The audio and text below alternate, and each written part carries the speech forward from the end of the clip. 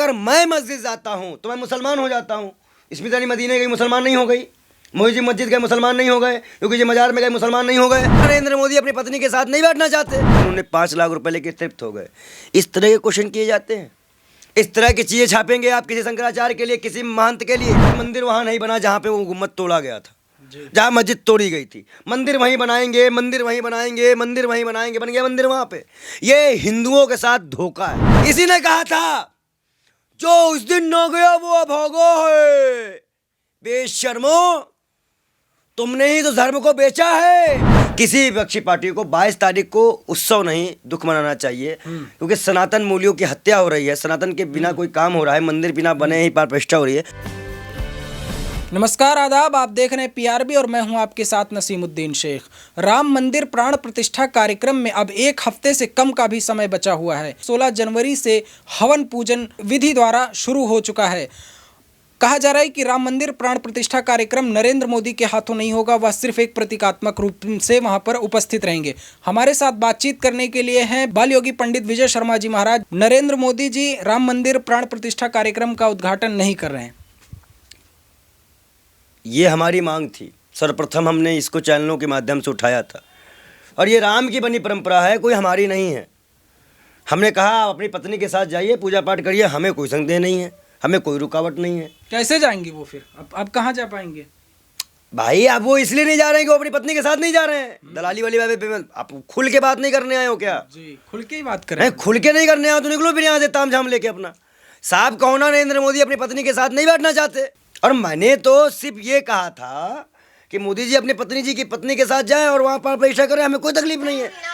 लेकिन देखिए, भगवान ने भी आशीर्वाद दे दिया, ओम नमः शिवाय जी। लेकिन जब नरेंद्र मोदी सनातन के ये नियम को मान चुके हैं कि हाँ, बिना पत्नी के पूजा पाठ नहीं होती, ये मान लिए, तो क्या नरेंद्र मोदी अब ये भी मान ले कि जब तक मंदिर पूरा नहीं बनता प्राण प्रतिष्ठा नहीं होती? मानेंगे? माने ना इस बात को भी? अगर उन्होंने ये बात मानी, मैं उनका धन्यवाद देता हूं कि उन्होंने इतना बड़ा अधर्म करने अपने आप को पाप से बचा लिया, हमारी ही बात मान ली। पंडित जी, मैं एक बात, मुझे लगता है कि एक बात तो उन्होंने हमारी शायद जुबान से मानी। मैं इसी के माध्यम से खून से भरा पत्र लिख के भेजूंगा प्रधानमंत्री मोदी जी को। खून से भरा पत्र। क्या होगा उस पत्र में? वो पत्र साधु संतों की ओर से होगा और उनसे मैं निवेदन करूंगा कि जब तक आप अगर हिंदू धर्म की एक आस्था को मान रहे हैं, सभी आस्थाओं का सम्मान करना आपका धर्म है। सबसे पहले नरेंद्र मोदी को यह बात ऐलानिया तौर पे कहनी होगी कि शंकराचार्य के खिलाफ एक भी शब्द कोई भी कहेगा तो उसको जेल भेज दिया जाएगा। मोदी जी ने तो नहीं कहा शंकराचार्य को कुछ। मैंने क्या कहा? दलालो, बहरे हो गए हो? नहीं, सुन रहे हैं पंडित। मैंने क्या कहा पहले ये बताओ, मैंने क्या कहा पहले इसको बताओ। शंकराचार्य के खिलाफ एक भी शब्द नहीं सुनेंगे। नहीं सुनेंगे। मोदी जी को यह ऐलान करना चाहिए, कोई भी उनके खिलाफ टिप्पणी करता है तो उसके खिलाफ कार्रवाई की जाएगी। मैं ये कह रहा हूँ, दलाली मत करना यहाँ पे। लेकिन अब तो 2 गुटों में बट गए हैं लोग। कौन बट गया? शंकराचार्य चारों एक तरफ है और बाकी चंपत राय और राम जन्मभूमि ट्रस्ट के सब एक तरफ। देखिए, शंकराचार्य सर्वप्रथम सबसे ऊपर है। किस लिए? क्योंकि साक्षात महाकाल का अवतार हुआ है शंकराचार्य। और शंकराचार्य सभी, अब देखिए, आप अगर देवकी नंदन ठाकुर जी महाराज को सुनेंगे, क्योंकि मैं उनको भी थोड़ा सा हिंसक मानता हूँ, क्योंकि वो हिंसात्मक बातें करते हैं। धर्मगुरु नहीं है वो। नहीं, मैंने क्या कहा आपसे? हिंसक मानते हैं भाई। आपके यहाँ भी तो कैसे कई मौलाना है जो हिंसक बातें करते हैं, तो मैं क्या ही कर सकते हैं। दोनों पक्षों में है। तो उन्होंने भी ये बात स्वीकारा है कि भाई हम कोई कथावाचक नहीं है, जगत गुरु नहीं है। मंडेश्वर, उन महामंडेश्वर जगत गुरु से भी बड़े शंकराचार्य जी। और कहीं ना कहीं 4 स्तंभ सनातन के, ये बागेश्वरम उनके आगे कुछ नहीं है। हम भी कुछ नहीं है, हम भी कुछ नहीं है, तिनका भी नहीं है उनकी, तिनके भी नहीं है उनके आगे। हम सम्मान करते हैं। उनके खिलाफ गलत भ्रांतियाँ फैलाई गई। आप ये दलाल पत्रकार ने अपने पेपर में छाप दिया कि उन्होंने 5 लाख रुपए लेके तृप्त हो गए। इस तरह के क्वेश्चन किए जाते हैं। इस तरह की चीज़ें छापेंगे आप किसी शंकराचार्य के लिए, किसी महंत के लिए। और मैं फिर बोलूँगा फिर कि अगर मैं मस्जिद जाता हूँ तो मैं मुसलमान हो जाता हूँ। स्मिता अली मदीने गई, मुसलमान नहीं हो गई। मोहिजी मस्जिद गए, मुसलमान नहीं हो गए। क्योंकि ये मजार में गए, मुसलमान नहीं हो गए। बोलेंगे ऐसी बात को, क्योंकि इनको मंदिर मुसलमान से दिक्कत नहीं है। देखिए मैं बताता हूँ आपको, जी जी आपने भी ये न्यूज़ देख ली है कि मंदिर वहाँ नहीं बना जहाँ पे वो गुम्मद तोड़ा गया था, जहाँ मस्जिद तोड़ी गई थी। मंदिर वहीं बनाएंगे, मंदिर वहीं बनाएंगे, मंदिर वहीं बनाएंगे, बन गया मंदिर वहाँ पे। ये हिंदुओं के साथ धोखा है, बन रहा है। मैंने कहा मंदिर वहीं बनाएंगे। दलालो फिर कह रहे हैं बहरे मत बनो, बन रहा है। मैंने कहा बहरे मत बनो। मैं क्या कह रहा हूँ उसको सुनो। सुन रहे हैं। मैंने कहा जहाँ पे कोर्ट का आदेश हुआ था, जी जो पिलर की बाजू अंतिम गुमर में जहाँ पे राम जी की जन्मभूमि दिखाई गई थी, क्या वहाँ उसी जगह पे राम मंदिर बन रहा है? उसी जगह पे बन रहा है। नहीं बन रहा है, नहीं बन रहा है, नहीं बन रहा है। जा देख क्या बंधो, कोर्ट का आदेश था विवादित ढांचे के ऊपर ही राम मंदिर लेकिन वहाँ नहीं बना है। यही तो प्रश्न है, बहुत बड़ा खुलासा कर रहे हैं आप। ये ही तो प्रश्न है, पूरे सोशल मीडिया में वायरल हो रहा है और इसके खिलाफ भी मुकदमा किया जाएगा। हम कोर्ट जाएंगे राम मंदिर के लिए। फिर पहले हम उस जगह को देख ले, इन्फेक्शन कर ले, मैं समझते हो, परीक्षण कर ले, जी जी जी उसके बाद मिला ले, मैप वोप सब दिखा ले, फाइल बनवा ले, अपने वकील से मिलेंगे। हमारे साधु संतों कार सेवकों का खून उसी राम मंदिर उसी जगह के लिए था। भाजपा ने अपने नापाक कोशिशों के लिए इस चीज को पलटा है और ये हम होने नहीं देंगे। आप खुश हैं कि हम नहीं? किस चीज के लिए खुश होंगे? मंदिर बन रहा है, आप खुश हैं कि नहीं? ये बताओ, तुम्हारी मस्जिद बनेगी, तुम खुश हो? बिल्कुल खुश मैं होंगे। तुमसे क्या पूछ रहा हूँ उतना जवाब देना। जी पूछें। क्योंकि तुम पागल दीवानों की तरह बात करके आते हो, लोग भांगों खा के आते हो। बोलिए बोलिए मैं तुमसे पूछ रहा हूँ, तुम्हारी मस्जिद बनेगी, तुम खुश हो? बिल्कुल खुश होंगे। हमारी मंदिर बन रही, हमें भी खुशी है। हाँ, तो लेकिन जी तुम्हारी मस्जिद में जी जो तौर तरीका है उससे काम होगा तब खुश होगे, बिल्कुल बिल्कुल। या मौना जो मन में आए वो कर दो तब खुश हो जाओगे? नहीं नहीं नहीं, इस्लाम या के कोई अनुसार क्या होगा। कोई आजम खां पहुंच जाए, अकबरुद्दीन ओवैसी पहुंच जाए, वो कैप्चर कर ले मस्जिद, तो इस पे खुश हो जाओगे? नहीं नहीं, कभी नहीं। नहीं ना। नहीं। अल्लाह की बारगाह पे अल्लाह की बात रखोगे ना। जी। उसी तरह हमारे यहाँ पे सनातन के कुछ मूल नियम हैं। ये जितने भी जगत गुरु हैं, रामनंद संप्रदाय है, वैष्णव संप्रदाय है, हमारे यहाँ कई संप्रदाय हैं, ये सब शंकराचार्य के पास जाते हैं, नमन करते हैं, उनसे मार्गदर्शन लेते हैं। ये सभी से ऊपर शंकराचार्य हैं। जी, आपने कहा कि बागेश्वर बाबा शंकराचार्य के आगे कुछ नहीं है। बागेश्वर धाम के बाबा ने भी तो शंकराचार्य का समर्थन किया है।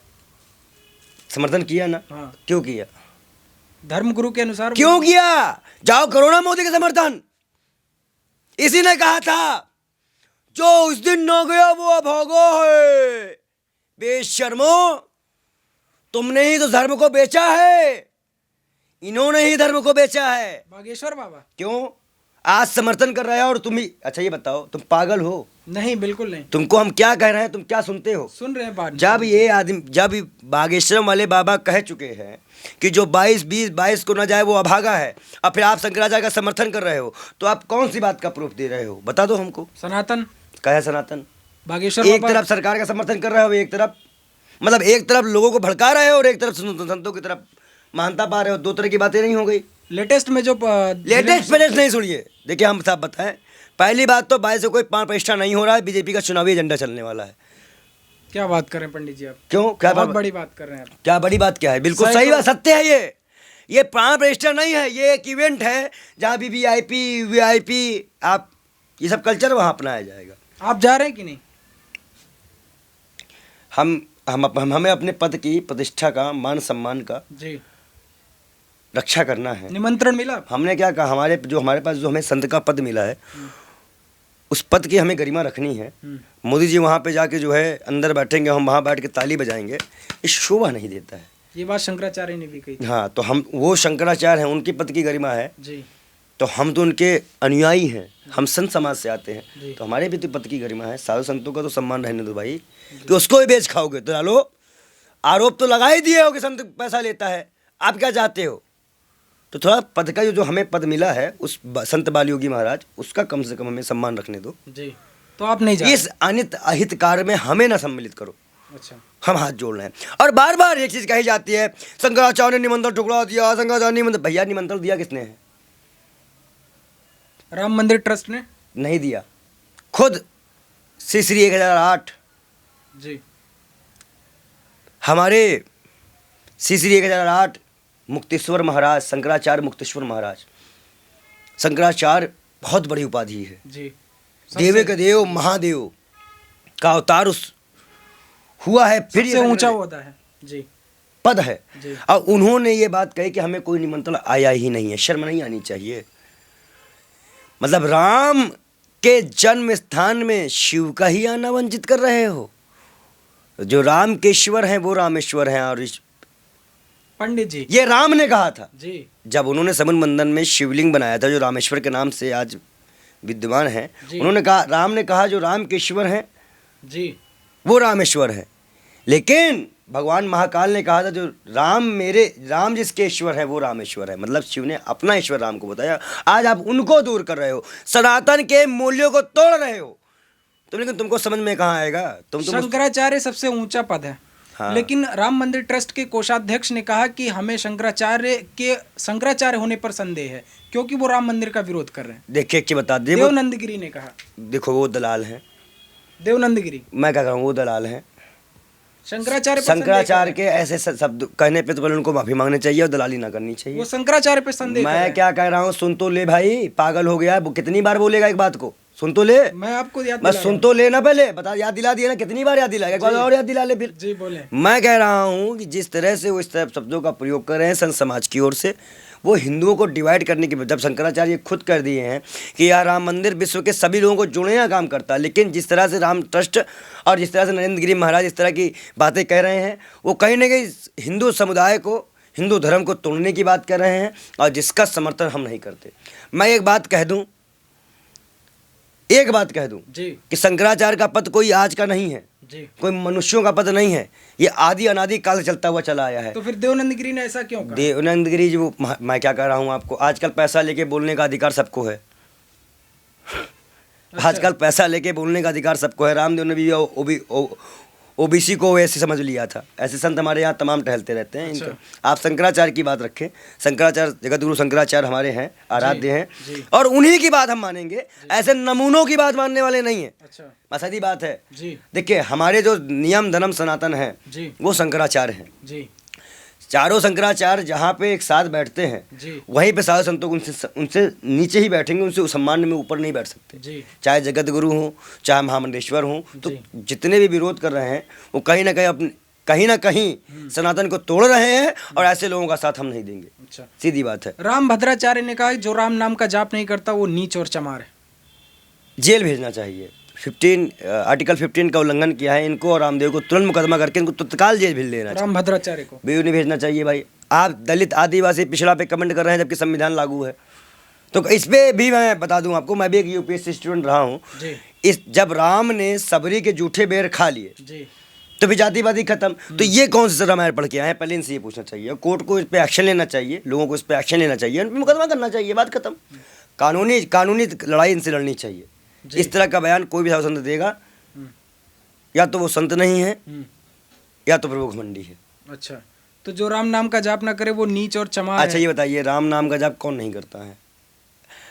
भद्राचार्य जी 120 करोड़ हिंदुओं को रोज देखने जाते हैं कि कितने कौन कौन राम का जाप कर रहा है, कौन कौन नहीं कर रहा है। क्या मजाक है ये? जी जी। मतलब अब जो है जबरदस्ती जी कुछ भी बोल देंगे हम और हम मान लेंगे। जी।